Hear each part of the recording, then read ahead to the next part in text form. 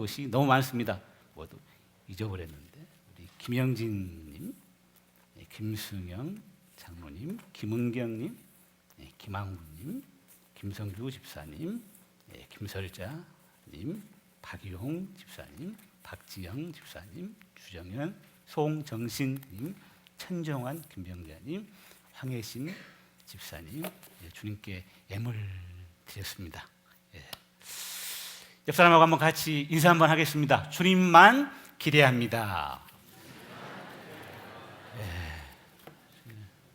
저는 교수로 있다가 예루살렘에서 제가 한국에 돌아와가지고 복음 앞에 다시 섰습니다. 넌 누구를 위함이냐? 주님이 제게 집요하게 물으셨습니다. 그래서 학교직 내려놨습니다. 주님 죄송합니다. 나는 나를 위하여서 그동안 평생 주님 살았습니다. 나 가면에 탈을 쓰지 않고 정말 주님 앞에 나 전심으로 하나님만 사랑하며 달려가겠습니다. 주님 아멘입니다. 아멘입니다. 나 정말 주님 아멘입니다. 주님. 나 주님의 당신의 말씀이 내 안에 실제가 되어 나 말씀 전하고 나 제껴지지 않고 그날에 당신의 얼굴을 나 주님 보고 싶습니다. 그런 마음으로 순회 선교단에 들어와서 사역을 하고 있습니다. 저는 아멘 없으면 못 살아요. 주님의 말씀이 내 심령 안에 아멘이 되지 않고 누구에게 과연 그 말씀이 아멘이 된단 말인가? 혹시 오해가 있으시면 여러분 푸시기 바랍니다. 우리 세동교회를 너무 잘 저도 알죠. 비화인데 제가 옛날에 방배동 저쪽 도로 옆에 살았습니다. 윤남주 목사님 심호할 때 우리 지금 이교 목사님이 여기 와 계신데 저랑 같이 참 사역을 너무 하고 싶었습니다. 짝사랑만 하다가 예루살렘 유학 마치고 같이 진짜 너무 이렇게 함께 주 안에서 함께 달려가고 있는데 목사님하고 제가 한 2번 식사를 했어요. 윤남주 목사님하고. 그래서 이런저런 얘기를 많이 이제 해 주시더라고요. 그래서 이제 교회 이야기도 해 주시고 사역자로 제가 여기에 부목사로 이제 오려고 처음 지금 하는 얘기입니다. 그래서 조금은 제가 어떤 교회인지 그래서 여러분들에게 뭘 강요하고 그냥 습관적인 그런 게 아니야. 주님 정말 그렇게 살고 싶어. 아멘이란 말은 신실함이란 말입니다. 시편 1권이 끝나는 곳에 2권이 끝나는 곳에 3권이 끝나는 곳에 에레미야 8장 6절에 하나님의 말씀이 선포되는 가운데 아멘이 한 번 쓰인 것이 아니라 아멘 아멘 두 번이 성경에 쓰였다는 것은 최상급을 의미합니다. 그래서 나 주님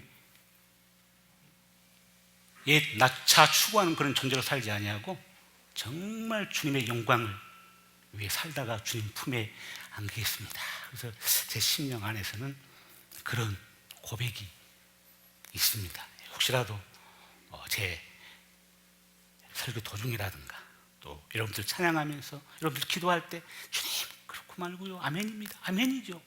아멘을 2번만 해야 되겠습니까?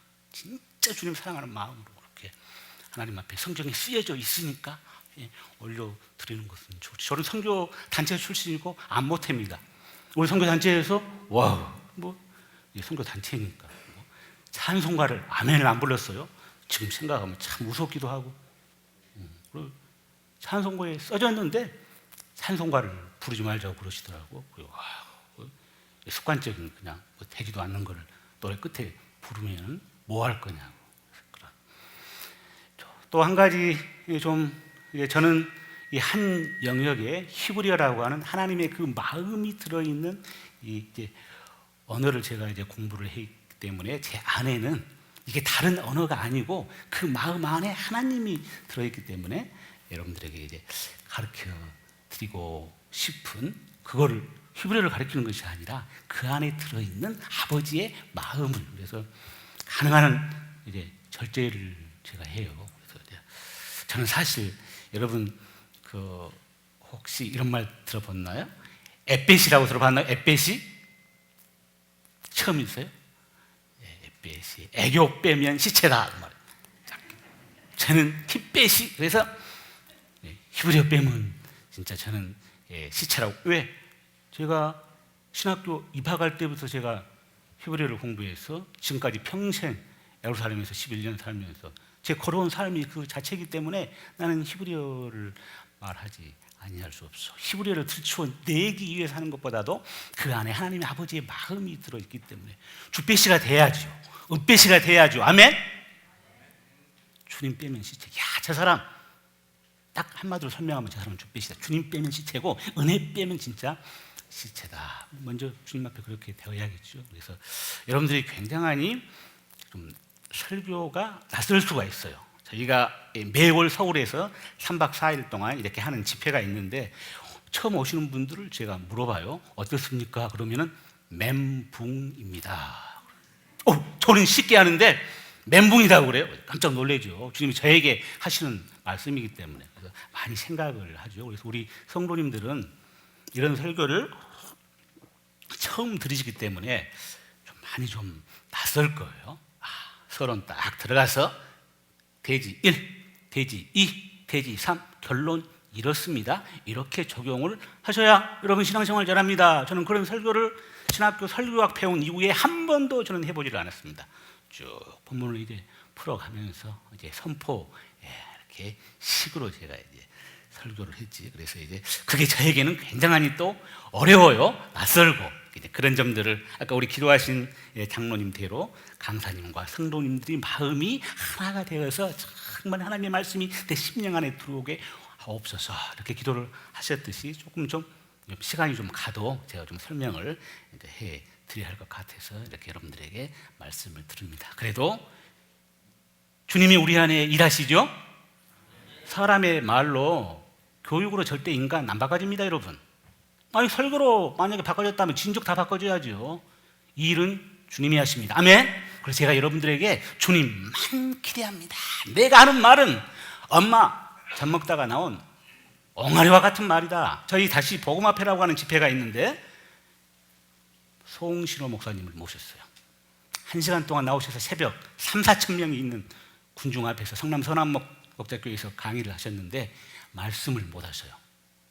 통역을 옆에서 한번 여러분 인터넷 한번 쳐보십시오. 바로 올라옵니다. 우리 다시 복음 앞에 송신호 목사님 옆에서 통역을 해야 할 정도로 이렇게 말이 몸이 아프셔가지고 저희들이 엄청 긴장했습니다. 새벽에 그냥 길을 쫑긋 세우고 야 하나님께서 저 사랑하는 종을 통하여서 우리에게 하시고자 하는 그 말씀이 뭘까?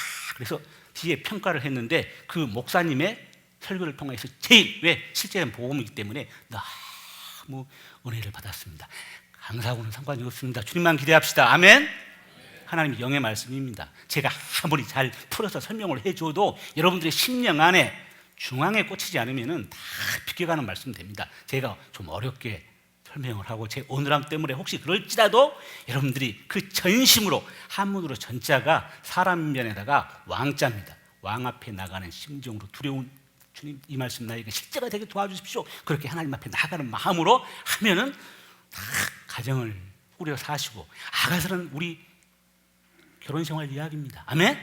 살다가 만나서 갈등하다가 어떤 사람은 파국으로 가는 사람도 있지만 하나님의 도우심으로 그런 과정을 통하여서 성숙한 가정으로 세우는 다 여러분들이 아시는 얘기고 조금 좀 또 어려울지라도 주님 그대로 그렇게 전심으로 나가고 그러면은 영의 말씀이고 여러분 안에 예수 그리스도 지혜의 영 성령이 계시기 때문에 나는 충분하게 여러분들이 다 이해를 하시리라 믿습니다.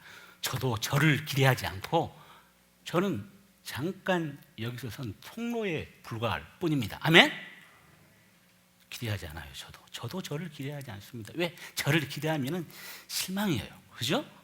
내가 왜 그때 그렇게 말을 했는고 안 할 말을 또 저렇게 했는고 성도들이 잘 이해할 수 있도록 풀어서 그렇게 말을 하지 않고 저를 드러내고 싶은 그런 것도 없고 그래서 우리 부목사님들이랑 여러분들에게 어찌하든지 좋은 말씀을 심어주고 싶어서 저한테 목사님도 그러시고 좋은 말씀을 많이 해주셨어요. 그래서 PPT를 제가 있는 거를 좀 한번 목사님 참조를 하세요 하고 줬는데 여기 갖다가 지금 올린 거예요. 나 지금 들었습니다. 이걸 좀 얻으러 이건 배웠네요. 야 하나님이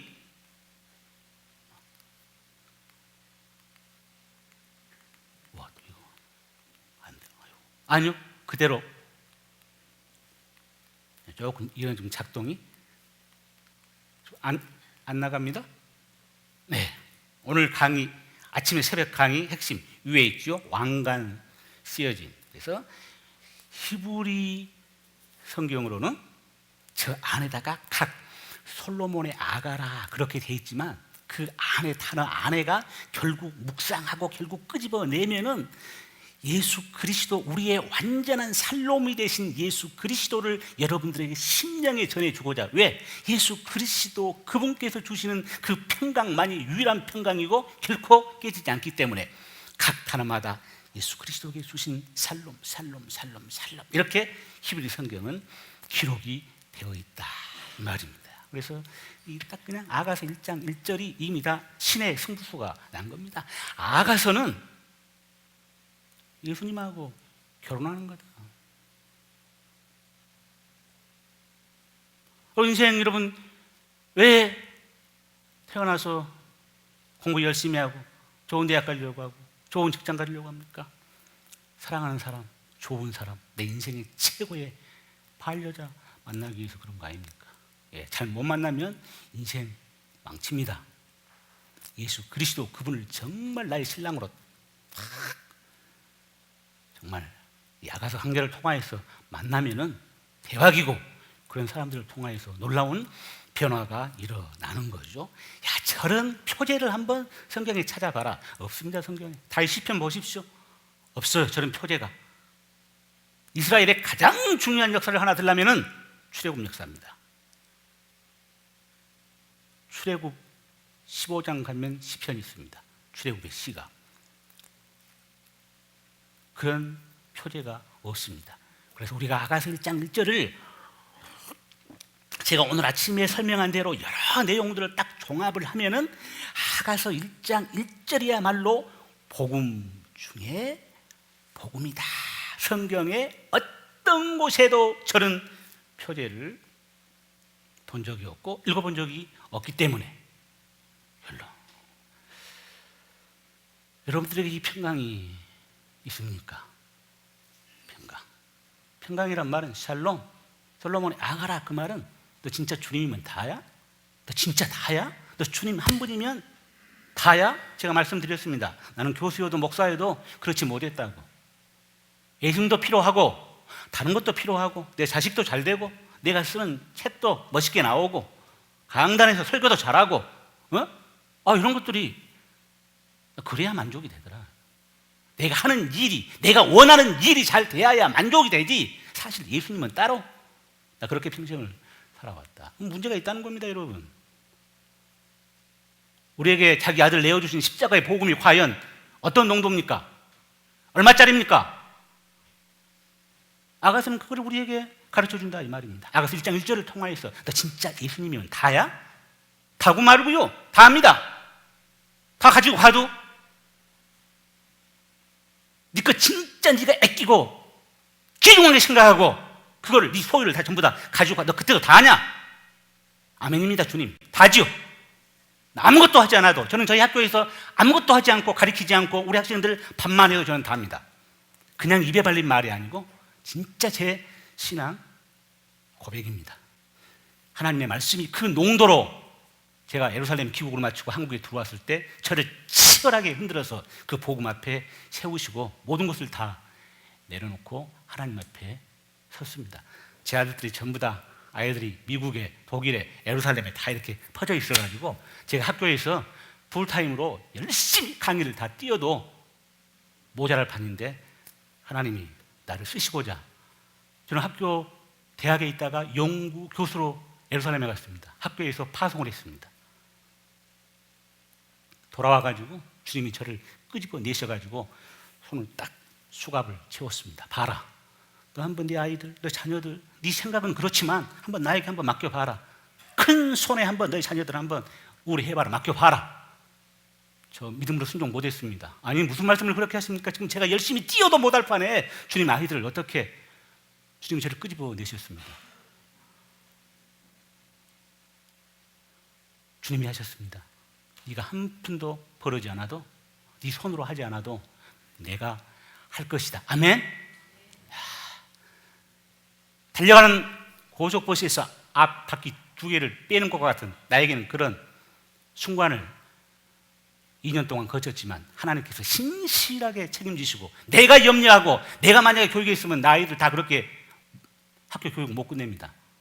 그러나 주님이 일하셔서 완벽하게 일하시고 지금은 다 선교사로 아이들이 복음 만나서 나가 있습니다. 아가서를 공부하면, 하나님의 말씀을 대한다는 것은 이렇게 우리 인생이 뒤집어지는 겁니다. 아멘.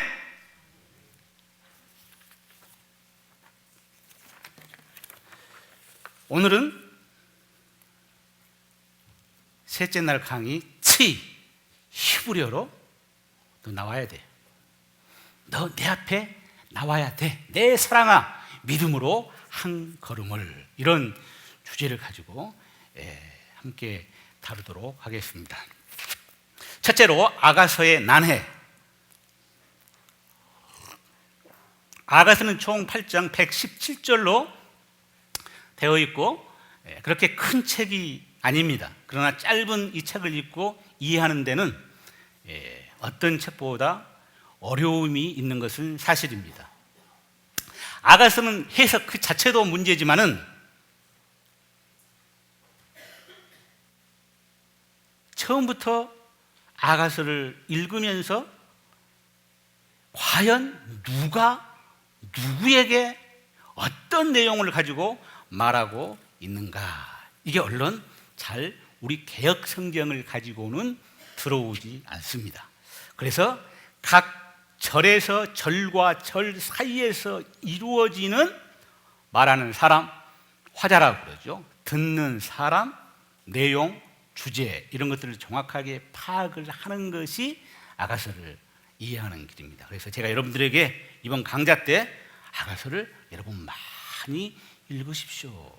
읽고 또 읽고. 표준 세번역은 말하는 사람이, 화자가 다 표시가 되어져 있습니다. 그래도 하나님의 마음으로 전심을 가지고 하나님 앞에 나오면은 하나님이 일하시기 때문에 우리의 마음으로 이성을 가지고 나오면은 이게 잘 헷갈리고, 그래도 주님 사랑 알고 싶은데, 주님의 마음 알고 싶은데, 주님 지혜의 원천이 되신 주님 나에게 지혜를 주세요, 나 알고 싶습니다, 이렇게 마음으로 나가면은 하나님께서 일하십니다. 아멘. 왜 하나님 말씀이죠. 이사야서 한번 49장 6절 한번 보겠습니다. 이사야서 49장 6절. 이사야서 49장 6절. 자, 잘 이해가 되신가요? 잘 이해가 되십니까? 좀 물으면서 그냥 저만 또 여기서 그냥 큰 소리로 그냥 떠들어대면은 또 저 목사님 뭐 하신가, 그래서 잘 이해가 안 되면은 잘 안 된다고도 말씀해 주시고, 49장 6절. 그가 이르시되 내가 나의 종이 되며 야곱의 지파들을 일으키며 이스라엘 중에 보존된 자를 돌아오게 할 것은 뭐라고 되어 있나요? 와우, 매우 쉬운 일이라. 내가 또 너를 이방의 빛으로 삼아서 나의 구원을 베풀어서 땅 끝까지 이르게 하리라. 주전 8세기 이사야 선지자를 통하여서 이스라엘 백성을 바벨론 포로로부터 돌리는 일이, 이건 쉬운 일이 아니라 매우 쉬운 일이라. 제가 아가서 묵상을 할 때 이게 너무 은혜가 됐습니다. 와우, 주님 그렇군요. 와, 주님 그렇군요. 제가 강의가 좀 많거든요. 우리 학교가 제가 강의가 좀 굉장히 거의 하루에 한 6시간, 4시간 이렇게 이상 굉장히 많습니다. 이제 피곤하죠. 굉장히 힘들고. 근데 이 말씀이 저에게 그냥 확 심령에 부딪혀와서 내 인생 앞에는 그 어떤 어려운 일도 없다. 저는 교수이기 때문에 자료가 준비돼야 되고 뭐가 딱 완벽하지 않으면 힘들어요. 우리 교수 체질을 여러분들이 알아야 됩니다. 저는 또 말도 그냥 뭐 엄연도 없고 유능하지도 않기 때문에 이것이 없으면 벌벌 이렇게 떠올고 준비를 이렇게 하고 그래야 하는데, 주님이 저를 학교에서 나오게 하시고 그렇게 딱 그럴 시간이 주님이 부르시면 가야 됩니다. 아무튼 일하다가도 바바가도 하다가도 이렇게 가서 말씀을 전해야 할 그런, 너무 제가 은혜가 됐습니다. 이렇게 너무 일이 많아가지고 진들려 있을 때 이사야를 통하여서 이것이 쉬운 일이면 하나님 앞에 그 어떤 것도 어려운 일이 없겠구나. 교회 생활 기쁨과 저는 지금까지 그 이후로 피곤함을 느껴본 적이 없습니다. 진짜입니다. 저 굉장히 말이 어눌해요. 말도 더듬고 말도 숫기도 없고. 이렇게. 아무튼 주님이 저를 너무 놀랍게 변화를 시키셨습니다. 하나님의 일, 내 앞에 그 어떤 어려운 일이 와도 나는 이렇게 반응하리라. 왜? 하나님의 말씀이 이렇게 적어져 있으면 나에게 실제가 돼야 하지 않겠습니까? 그렇죠? 정말 저는 지금 여러분 보시다시피 저는 너무 행복합니다. 다 학교에 있을 때는 연봉 받았습니다. 1년에. 지금은 저희들 다 거꾸로 저희들은 돈을 내고 삽니다. 저는 내 인생 가운데 이런 일이 벌어질 줄하고는 저는 꿈에도 몰랐습니다. 야, 이 페이스 미션을 하나님 앞에서 이렇게 살아간다는 것이. 오늘 이 시간도 여러분들의 마음이 전심으로 하나님 앞에 나아가면은 또 하나님께서 여러분 안에 일하셔서 놀라운 은혜를 베푸시리라 하나님 말씀 깨달으리라 이렇게 믿습니다. 아멘. 성경을 아가서 한번 같이 보도록 하겠습니다. 여러분 눈을. 솔로몬의 아가라. 먼저 내게 입맞추기를 원하니 내 사랑이 포도주로보다 나음이로구나. 여자가 지금 남자에게 말을 해요. 내게 입맞추기를 원하니 내 사랑이 포도주보다 나음이로구나. 제가 지금 중요한 답을 여러분들에게 지금 가르쳐 주고 지금 아가서 강좌에 지금 들어갔습니다. 누가 말문을 열었다고요? 여자가. 잘 기억을 해 두셔야 돼요. 여자가 열었습니다. 아가서 1장 2절 이하, 오늘 목사님이 봉독하신 말씀 안에는 여인의 그 사랑하는 사람을 향한 전심의 갈망이 들어 있습니다. 여인은 사랑하는 남자와 하나됨을 이루고 싶어하는 강한 열망을 가지고 있습니다. 아가서 1장 처음에 시작하는 이 히브리 말 이사켄이라고 그래요. 이사켄이. 나에게 입을 맞추어 주세요. 그 원함이 얼마나 강렬하든지 저는 히브리어를 아니까 이거 들으면 전율입니다. 환상적입니다. 그냥 우리 개역 개정은 내게 입맞추기를 원하니라고 번역을 했죠. 우리 한글 성경은 말하는 사람 화자가 정확하게 설정이 되지 않으면 문맥을 잡기가 힘듭니다. 누가 말을 한 것인지, 누구에게 말을 한 것인지, 그가 내게 입맞추기를 원하는지 아니면 내가 원하는지 정확하게 알 수가 없는 거죠. 아가서의 첫 번째 화자는 말하는 사람은 남자인가 여자인가. 제가 여러분들에게 여자라고 말을 드렸습니다. 그녀가 입을 열었습니다. 나에게 입을 맞춰 주세요. 그대의 입에 강렬한 입맞춤으로 그대의 사랑이 포도주보다 좋습니다. 어떤 것에 우리 주님의 사랑을 비유할 수가 있겠습니까? 자, 일반적인 경우에 사랑하는 사람, 연인 사이에서 누가 나에게 입을 맞추어 주세요 이렇게 말을 했겠는가? 성경 시대로 돌아가면 지금은 이제 우리 자매님들이 귀하시고 똑똑하셔서 남자가 그렇게 숫기가 없으면 되겠어? 나에게 빨리 입을 맞춰 주세요. 그렇게 이제 그럴 수도 있겠습니다만은 성경 시대는 여인이 이렇게 말을 한다는 것은 상상을 할 수가 없었습니다. 왜?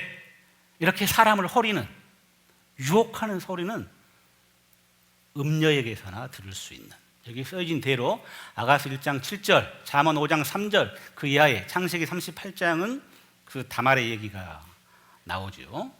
그런 얘기들을 보면은 잠언에서나 이렇게 있을 수 있는 그런 일이 되겠습니다. 그렇다면은 이 딜레마를 어떻게 해결할 것인가?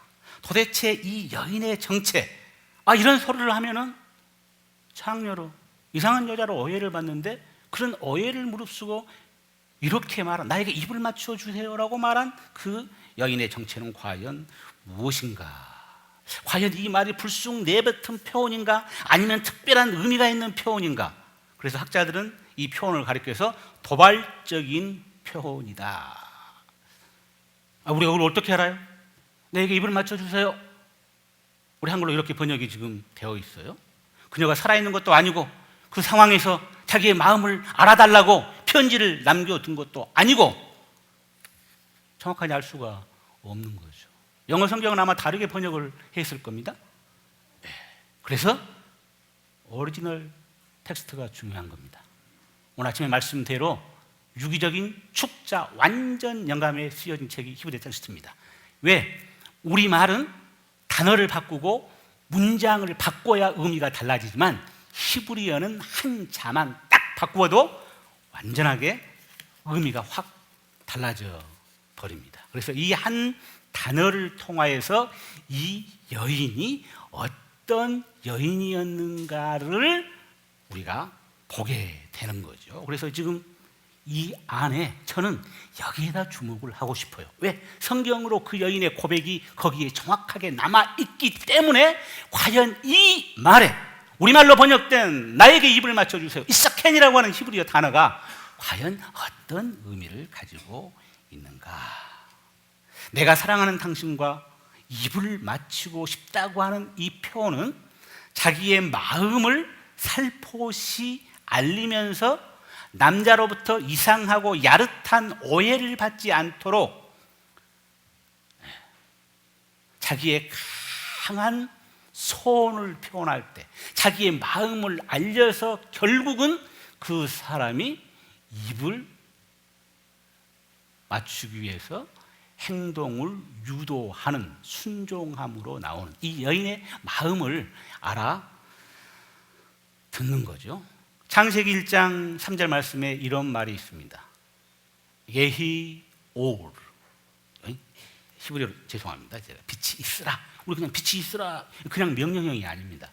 히브리어의 독특한 표현 가운데 하나인데 강한 소원을 지닌, 그래서 반드시 그 결과가 S로 빛이 있어가지고 어두움이 되면 되겠습니까? 우리 안에 예수 그리스도가 들어왔는데 어두움이 여전히 존재하면 되겠습니까? 빛이 있을 수밖에. 온 만물이 빛이 있는 새로운 피조물이 되는 이런, 오늘 아침 제가 살펴본 민수기 축도도 마찬가지입니다. 여호와는 그 얼굴을 내게로 향하여 드사 평강 주시기를 원하노라. 설교를 마치면서 사랑하는 영혼들을 심령에 품고 마지막 목사님의 그 심장에서 우러나오는 그 축도를 통하여서 주여 저들의 심령에 그 어느 누구도 그 어느 무엇도 빼앗아갈 수 없는 이 평강이 예수 그리스도에게서 오는 주님 한 분으로 살아가는 그분의 평강이 있게 주님 도와주십시오. 간절히 원하는, 여러분 그걸 성도들이 그 마음을 알고 받으면 삶이 변화가 되겠죠. 교회 밖 문을 나가면서 할렐루야, 아멘, 나는 승리하리라 주님과 함께. 교회가 그런 것 아닐까요? 십자가 복음이 오히려 퍼지고 성도들의 심령을 뒤흔들어 오려 파서 정말 세상의 모든 걸 다 떨쳐버리고 그리스도를 향하여서 달려가도록, 세상을 향하여서 믿음으로 달려가도록. 그래서 이 히브리어 본문 안에는 허락, 강한 원함, 그 강구가 실제로 이루어지는, 아까 말씀드린 대로 듣는 사람에게 그 여인의 소원이 오해함이 없이 그녀의 간절한 마음이 그대로 전달이 되어서 결국은 행동으로 드러나는 그 사람의 강구가, 애절한 강구가 이루어지는 그런, 주님을 향한 우리의 마음이 그런 마음이 있어야겠죠. 어떻게 생각하신가요? 우리가 여기서 생각해 볼 것이 하나 있습니다. 아가서 1, 2장 가지고 86번을 설교했던 시토의 주교 버나드가 시작 없는 시작이라, 이런 말을 했습니다. 이거 좀 한번 넘겨주겠어요? 혹시 나온가 모르. 시작 없는 시작이다. 시작이 없는 것 같은데 시작이 이렇게 있는 거예요. 그래서 이미 두 사람 사이에 그 이전에 관계가 이루어졌음을 전제를 하는 겁니다. 이 지혜문학의 관점에서 볼 때 이런 구도가 성립이 됩니다. 만나서 관계를 맺고 사랑하다가 갈등 가운데 서로 멀어졌다가 떠났다가 그렇게 살아가다가 다시 그 사람이 그리워해서 다시 나아가는, 잠언 1장 28절이라든가 아가서 여러 말씀들을 보면은 이런 중요한 패턴을 저희들이 살펴볼 수가 있습니다. 한번 잠언 28장 한번 읽어보면은, 잠언 1장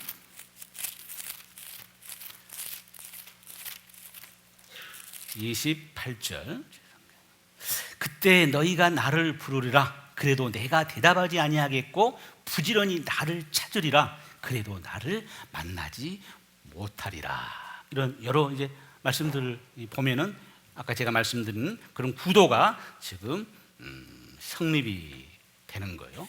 그래서 이 사랑 이야기를 다룬 이 지혜시라고 하는 고대 그 근동의 그 여러 그 텍스트 그 이야기들의 관점에서 볼 때 이런 여인은 트럼펫 롱맨이라고 하는 웨스트민스터 구약 아가서 주석을 쓴 교수가 체제 전복적인 캐릭터를 가지고 있다, 그렇게 말을 했습니다.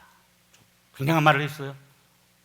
나에게 이불을 맞춰주세요. 이렇게 신랑을 향하여서, 사랑하는 사람을 향하여서 나가는 그 사람, 주님과의 그 관계가 회복되기를 간절히 원하는 그런 그 사람 열망을 가지고 가는 이런 믿음의 사람은 체제를 뒤흔드는 캐릭터를 가지고 있다. 이 땅에서 살아가면서 때로는 넘어지고 자빠지지만 낡은 전통의 근본적인 사고와 틀, 체제를 뒤엎는다, 전복한다, 그 말입니다.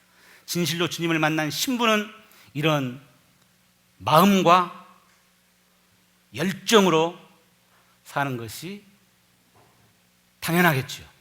우리에게 주는 아가서 1장 2절이 주는 우리에게 귀한 교훈입니다. 아, 주님을 처음 만났을 때, 내가 그때는 너무 감동이고 뜨거웠는데, 와우, 신앙생활 하다 보니까 이리 치이고 저리 치여가지고 나 지금 힘이 나빠져가지고 식었어요. 아니요.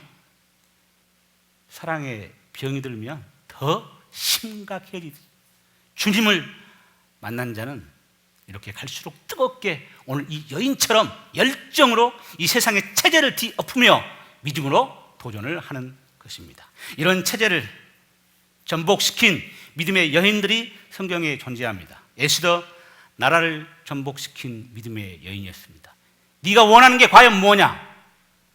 에스더에게 왕이 물었습니다. 나라의 절반이라도 내가 너에게 띄워주겠다. 에스더가 이야기가 실제 이야기입니다.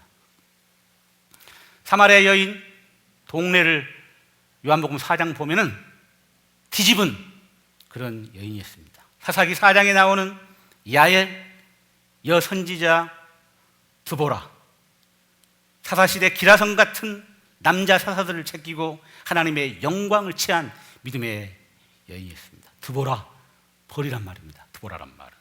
이런 벌 한번, 땅벌, 왕벌 한번 맞아보신 분 계십니까? 복음은 그런 맛입니다.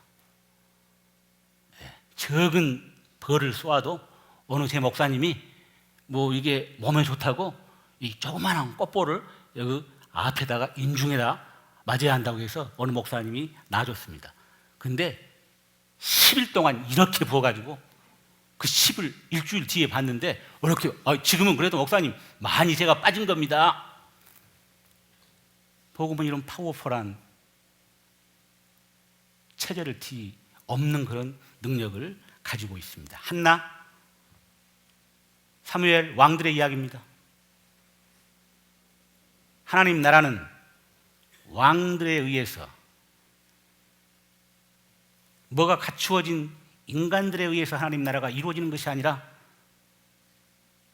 성전 모퉁이에서 기도의 자락을 펴고 하나님 앞에 심정을 토해내는 믿음의 한 여인들을 통하여서 하나님 나라가 이루어진다고 하는 어마어마한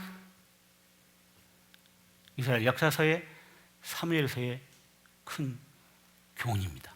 그래서 우리 성도님들 한 사람 한 사람이 중요합니다. 여러분, 이런 아가서에 나오는 믿음의 여인처럼 이 체절을 뒤엎고 믿음으로 도전하고 교회에 나와서 진짜 하나님 앞에 눈물을 토해내며 심령을 하나님 앞에 토하며 진짜 구할 거를, 하나님 나라를, 하나님의 얼굴을 하나님 구하는 성도님들 되시기를 주의 이름으로 축원합니다.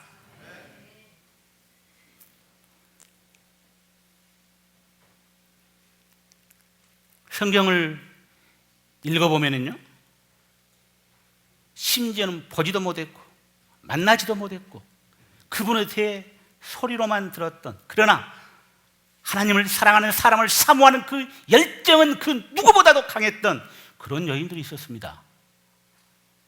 마태복음에 나오는 수르보니게아의 여인이었습니다. 가난한 여자 하나가 두로와 시돈에서 나와서 소리질러 이르되 주 다윗의 자손이여 나를 불쌍히 여기소서. 내 딸이 흉악하게 귀신이 들렸나이다, 악령이 들렸나이다. 주님이 침묵을 하셨습니다. 제자들이 나와서 그 여자가 우리 뒤에서 소리를 지르오니 귀찮습니다 주님, 네 보내주세요. 하도 귀찮으니까 나는 이스라엘의 집에 잃어버린 양 외에는 다른 데로 보내심을 받지 아니하였노라. 주님이 거절을 하셨습니다. 간절했습니다. 주님, 나를 도와주셔야겠습니다. 저를 도우소서.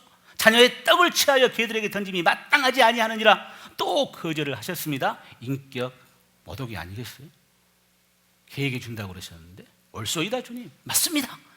개들도 제 주인의 상에서 떨어지는 부스러기를 먹나이다 하니 이에 예수께서 대답하여 이르시되 여자야, 내 믿음이 크도다. 내 소원대로 되리라. 그의 간절함이 얼마나 강했든지 그 결과가 바로 나타났습니다. 이게 바로 믿음이다 이 말입니다. 우리에게는 이런 믿음이, 도전적인 이런 믿음이 우리에게는 필요한 것입니다.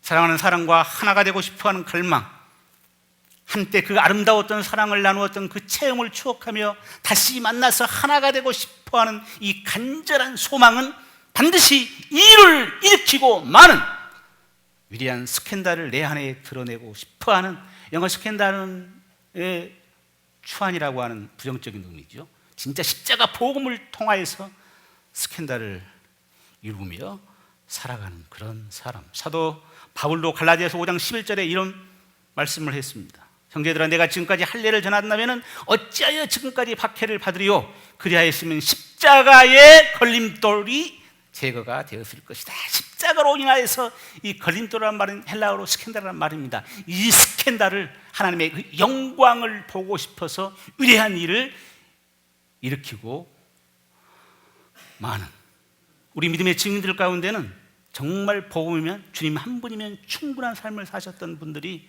주위에 많이 계셨습니다. 우리는 이 땅에 살면서 내 앞에 놓인 문제나 해결하고 내가 원하는 소원 성취, 나 하나 근근히 예수님 덕이나 봐서 그저 이 세상에서 살아보려고 하기보다는 정말 복음의 영광을 보고 싶어하는 간절한 마음으로 믿음의 스킨들을 이렇게 일으키면서 우리가 살아가야지 않을까요? 제가 좋아하는 책 가운데 하나가 잊히기 위해서 산 사람이라고 하는 사람이 있습니다. 책이 있습니다. 잊히기, 그런 사람이 누가 있겠어요? 잊히기 위해 산 사람이 없습니다. 여러분, 진짜 여호와를 경외하고 내 인생 가운데 주님 외에는 나는 드러내고 싶지 않다, 그냥 심령에 그냥 박히지 않는 사람입니다. 디 호스트라고 하는 사람은 케임브리지 신학 가운데 인간적으로 말하면 제일 7명 가운데 볼품이 없는 사람이었습니다. 헐슨 테일러의 뒤를 이어서 CIM이라고 하는 선교 단체를 40년 동안 이끌었습니다. 볼품이 자기 자신도 헐슨 테일러의 뒤를 이어서 후임이 될 줄을 몰랐습니다. 단체에 있는 그 선교사들도 헐슨 테일러 뒤를 이어서 그 사람이 후임이 되라고는 꿈에도 생각을 못했습니다. 하나님이 그 자리에 세우셨습니다. 이 사람을 연구하려고 보니까 아무것도 없어요.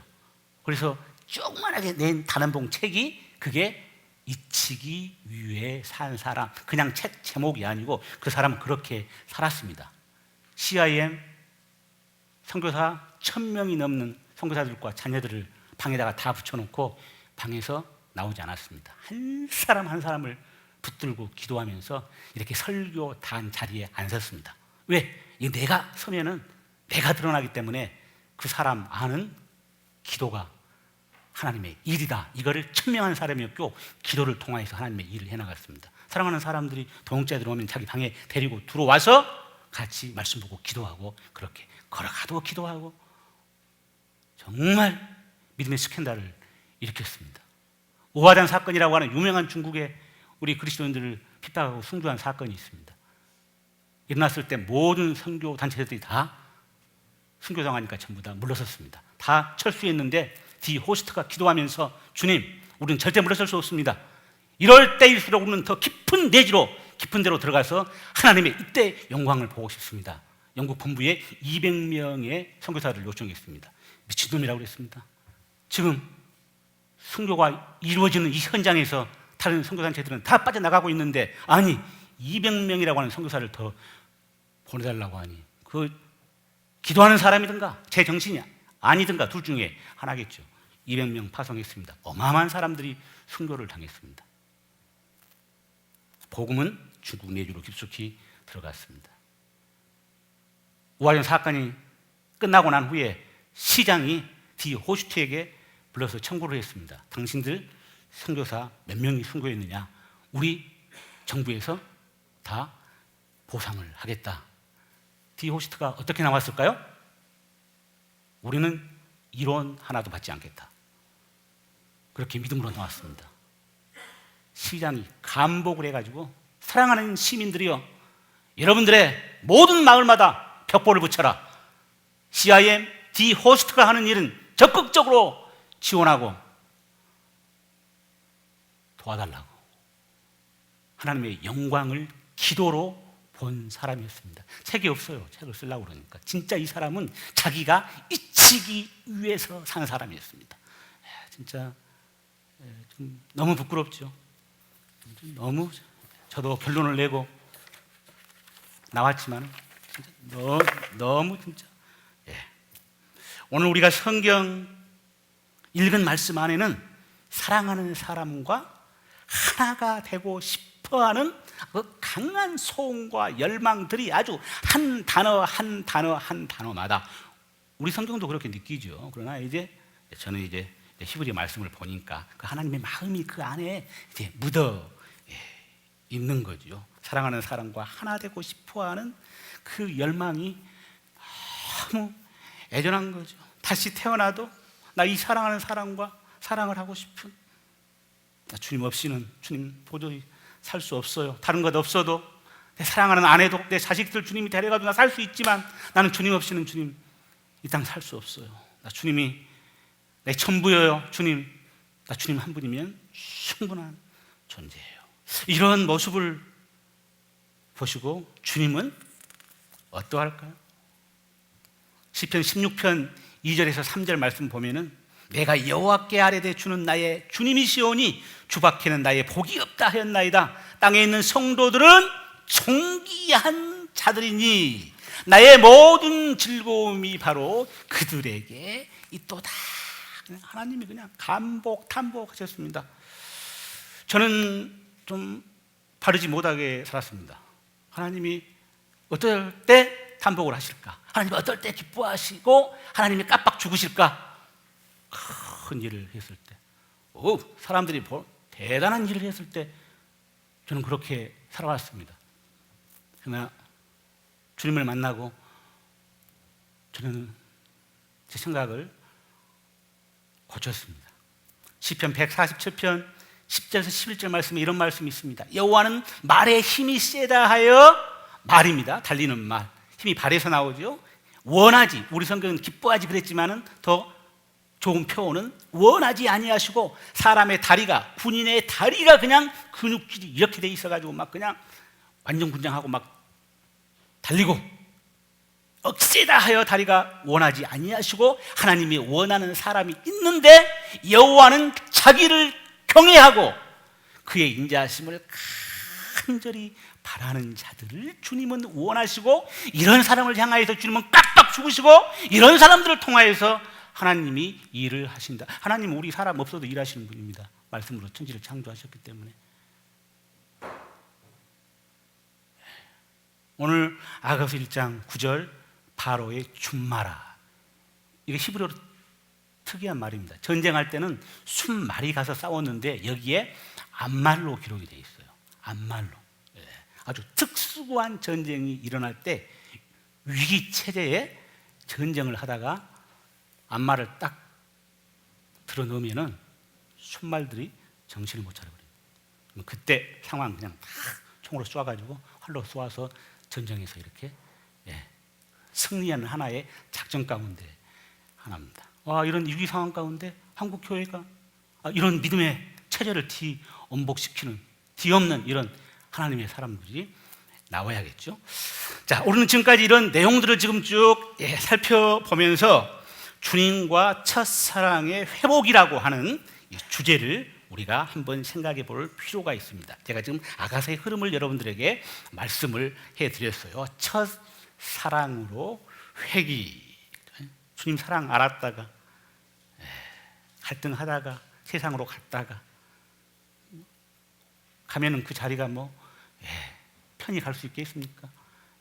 넘어지고 깨지고 수렁에 깊이 빠졌다가 몰려오는 것은 주님의 그 처음 사랑이겠죠. 사랑으로 첫사랑으로 회귀하는 거죠.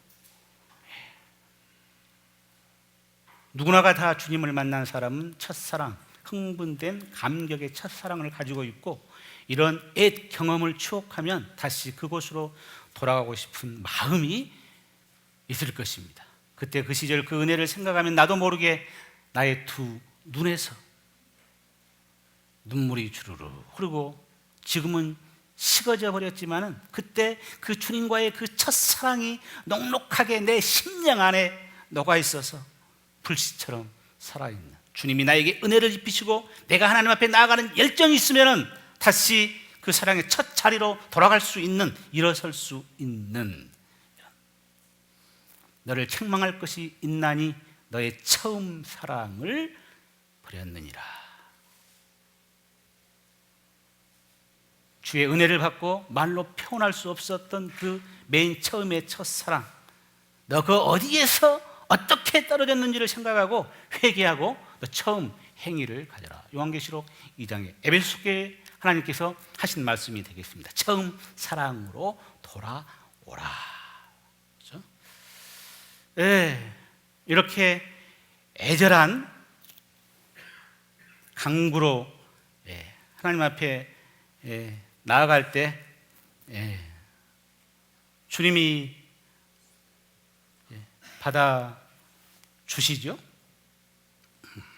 그러나 때때로 우리 주님은 이런 첫사랑의 갈망에 대해서 침묵을 하실 때가 있습니다. 아가서 1장 7절 한번 보겠습니다.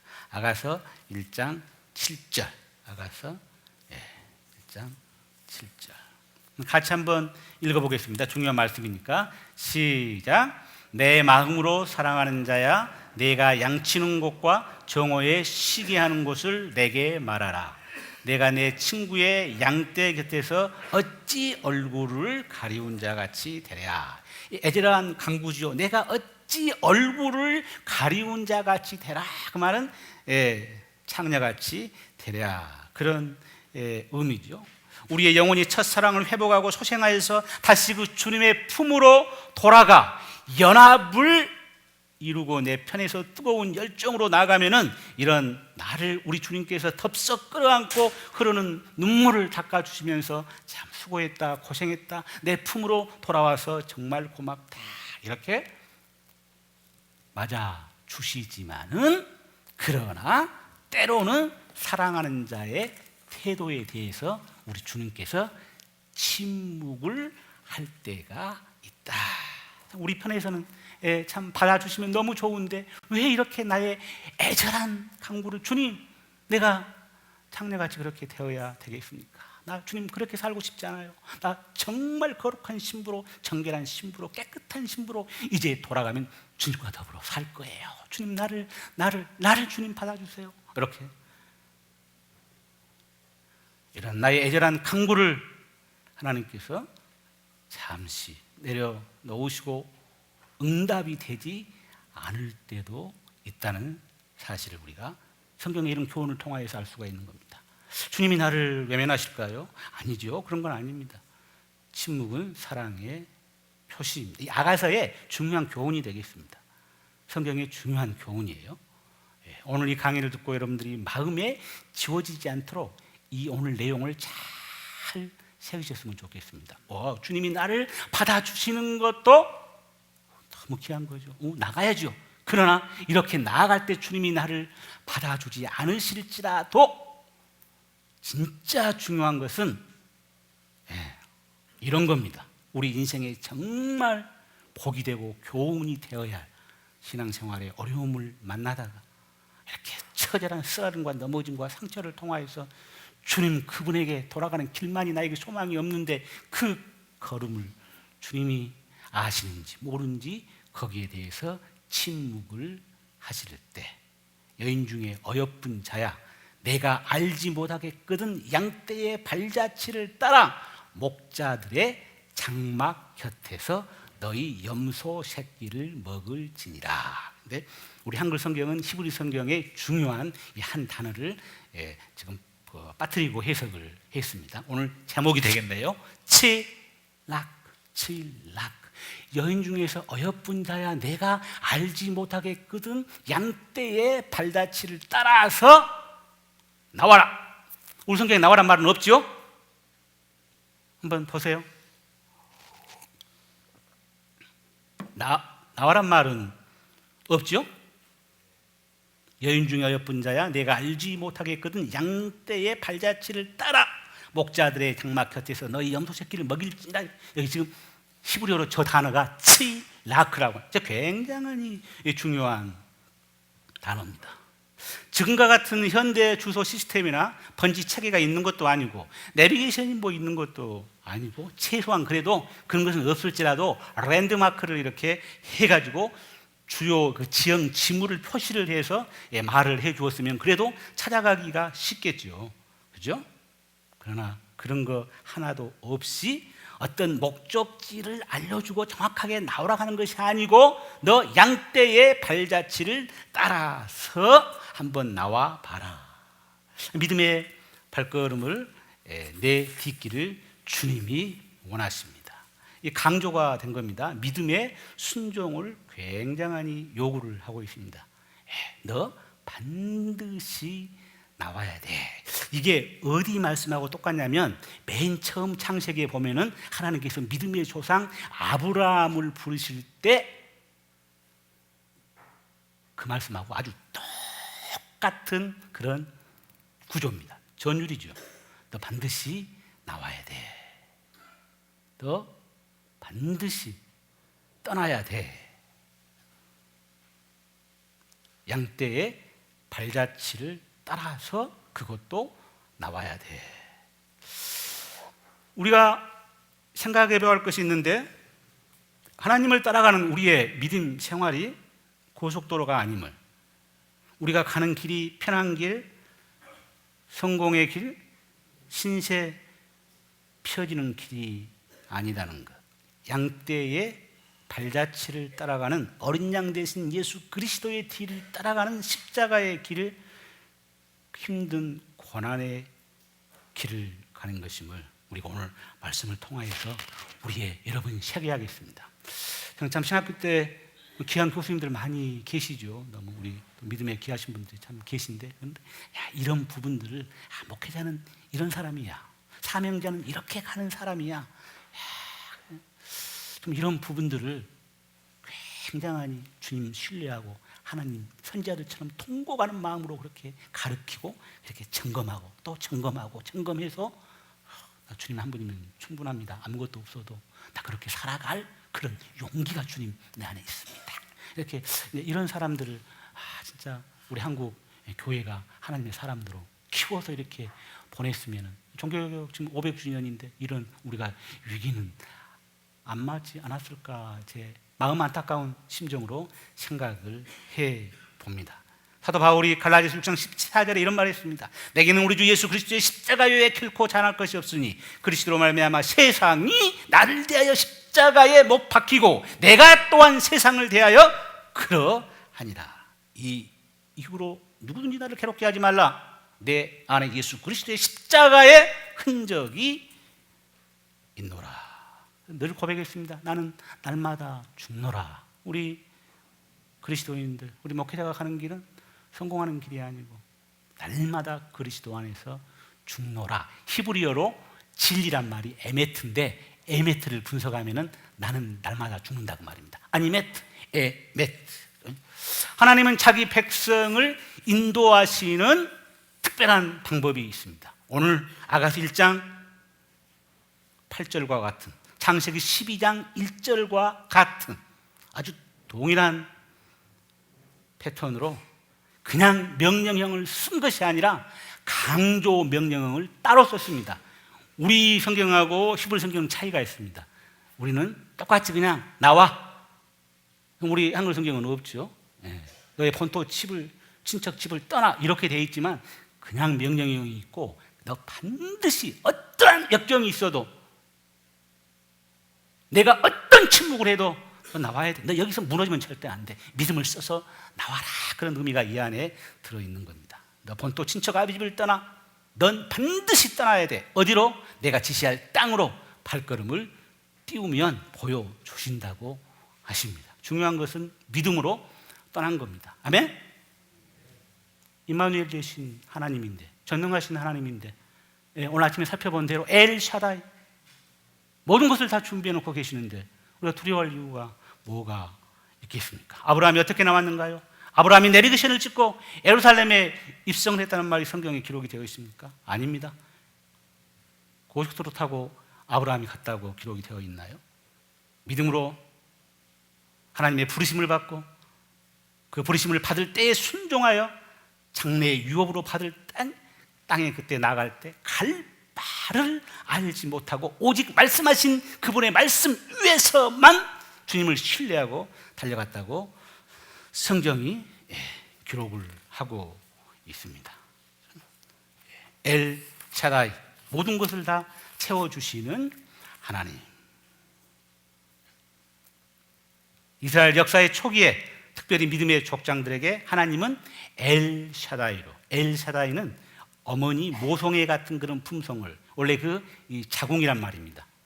이 샤다이 그러면 아니 그 여인들의 그 유방이란 말입니다. 어머니가 사랑하는 아이를 품에 품고 그 모든 것을 다 젖을 통하여서 물려주듯이 하나님께서 믿음으로 발걸음을 띄운 자기 사랑하는 자녀들을 다 모든 것을 다 채워주신다고 하는 이 하나님이, 우리 성경은 전능의 하나님으로 되어 있지만 히브리어로는 엘 샤다이, 엄마의 젖과 같은 엄마의 그 모성애의 마음으로 모든 것을 다 채워주시는 하나님.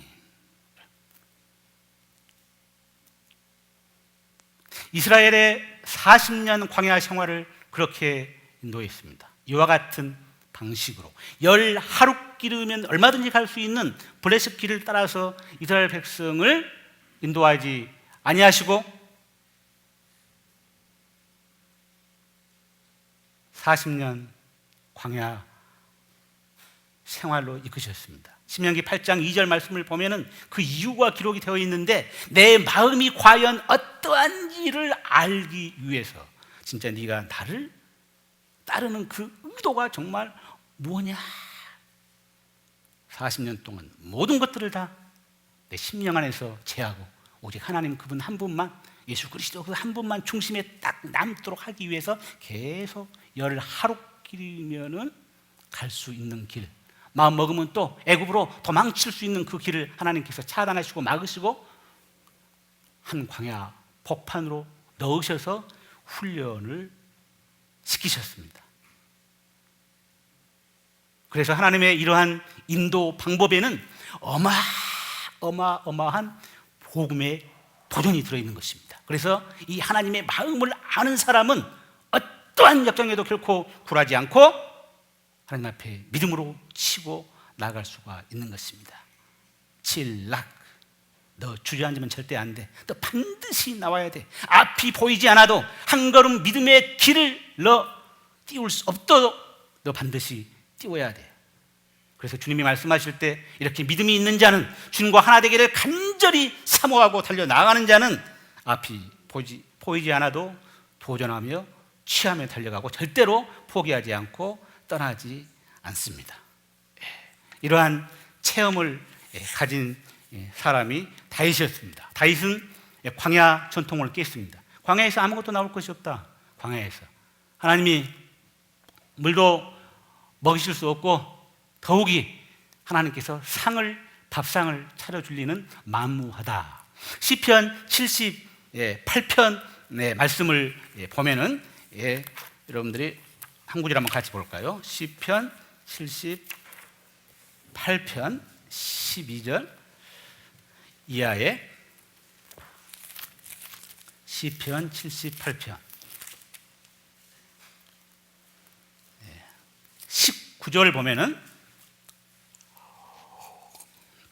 시편 78편 19절 그들이 심중에 하나님을 시험하여 이르되 하나님을 대적하여서 말하기를 하나님이 광야에서 식탁을 베풀 수가 있으랴.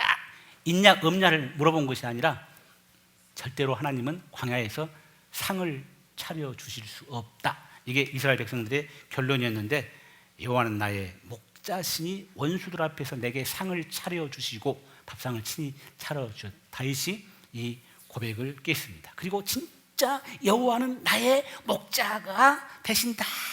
그냥 아주 기적의 이름을 여호와는 나의 목자시니 내 존재가 부족함이 없으리로다. 아주 그냥 광야에서 이런 이스라엘 백성과 같은 이런 광야 전통을 깨고 실제 하나님이 그 존재로 부딪혀온 사람은 그 어떤 것도 부족함이 없다고 하는 위대한 교훈을 다윗이 남겼습니다. 이 여호와란 말은 여러분들이 아마 들어보셨을지 모르겠지만 아주 신비한 하나님의 이름입니다. 언약의 신실하신 하나님. 이 이름 자체에 세 시대가 다 담아 있습니다. 과거에도 함께 계셨고 지금도 함께 계시고 앞에 미래에도 나와 영원토록 함께 하실 하나님. 이게 여호와입니다. 이스라엘 백성에게 아주 고유한 특별한 이름입니다. 한 이름 안에 세 시대가 같이 담겨 있고 여호와라고 하는 이 이름, 우리 성경에 쓰여진 이 여호와 신명은 자체가 미래입니다. 히브리어로 미래입니다. 여러분, 너의 미래에 완전한 구원의 보장이 될 것이다. 왜 우리가 신앙생활을 못합니까? 미래가 불안하니까 못하는 거죠. 아니, 미래가 확정이 되어 있으면 뭐 다 달라들죠. 대통령이 와서 일하라고 하면은 특별한 자기 철학이 없는 사람 아니고는 누가 안 가겠어요? 다 가지.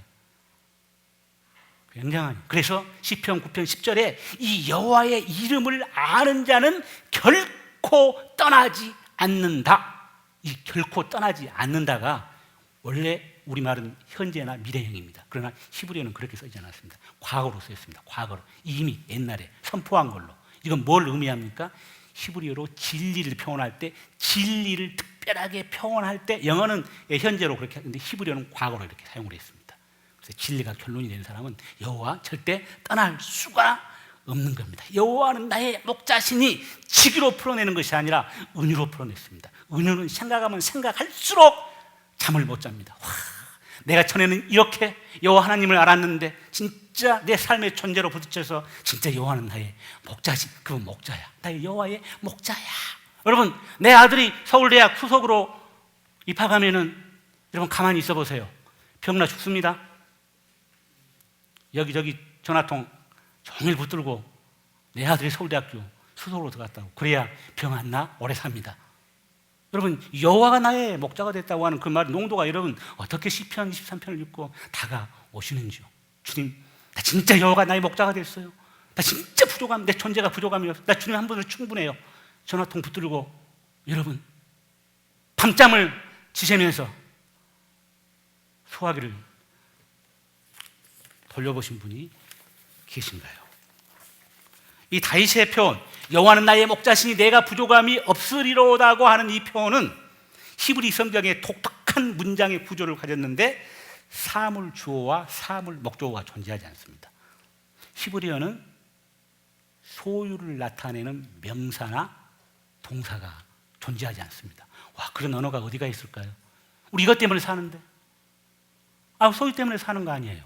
이 땅에서 뭐 하나 해야지 내가 자존감이 생기고, 히브리어는 소유를 나타내는 명사하고 동사가 존재하지 않습니다. 그러면 뭐를 통하여서 소유를 측정을 했느냐? 존재를 통하여서 그 사람의 소유를 가늠을 했습니다. 그가 얼마 배웠느냐? 그가 뭐를 가지고 있느냐? 그가 어떤 직장을 가지고 있느냐? 그의 부가 얼마느냐? 이런 것들에 의해서 그 사람의 됨됨이가 결정이 되는 것이 아니라 그가 진짜 하나님을 어떻게 만났느냐에 따라서 그의 소유가 결정이 된다고 하는 다윗의 위대한 표현입니다. 그래서 성경 기자는 의도적으로 뺐습니다. 사물 주어, 사물 목적어.